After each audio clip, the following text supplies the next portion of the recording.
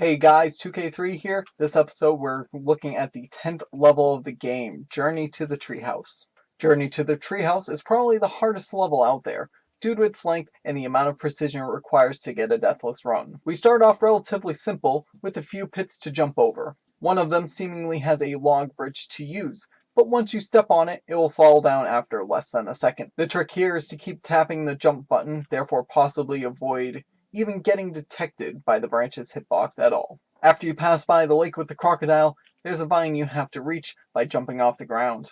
It is recommended that you try to jump as early as possible so you keep some momentum grabbing the vine. As you go further, the first of many zips in this level is coming right up, for which you may use any of these two vines over this huge pit. The second one yields more time save, but is probably riskier compared to the first one. Up next are some more pits with another log that falls, where you have to use the tapping technique. Then we meet this rhino whose horn you can use to get damage boosted over him, or if you're lucky, you can land on it, bouncing off with extra momentum. Climbing up, there's a lone vine high in the sky, which you can use for a second zip. Now comes one of the worst parts of the level, which consists of a lot of vines with a lot of swinging, and any small mistake here can kill a run. But keep calm because good nerves will help you stay consistent.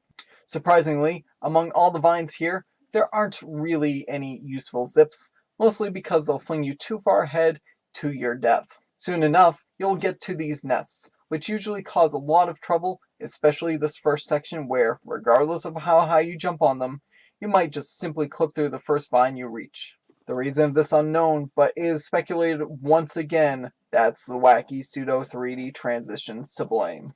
As such, a good solution would be to try to calculate your jump to be not too high, but not too low either. But this is not fully proven to work, sadly. Using only the last nest can help with the proper height to grab the vine. Up next is the second nest section, which is really irritating because of the distance between the pair of vines, which you sometimes cannot even reach without a full swing. What is recommended here is that you do a chain of 3 jumps, one per each nest, and try to grab the highest part of the vine possible. Then wait for a full swing and pray you didn't mistime anything. Once you feel comfortable enough, you can use just 2 nests to reach that vine. Thankfully, this marks the end of the pesky vines, although the fun isn't over yet. If you're feeling lucky or consistent enough, you can do one last zip on the very last vine here, saving up to 5 seconds if done right, since it gets you to the lake with the hippos. Speaking of which, they are most likely RNG dependent creatures as well, since sometimes the rightmost one will be far enough for you to only make it to the ledge with 1 jump from its back. But most of the time, it will require 2, so it's probably not worth risking it.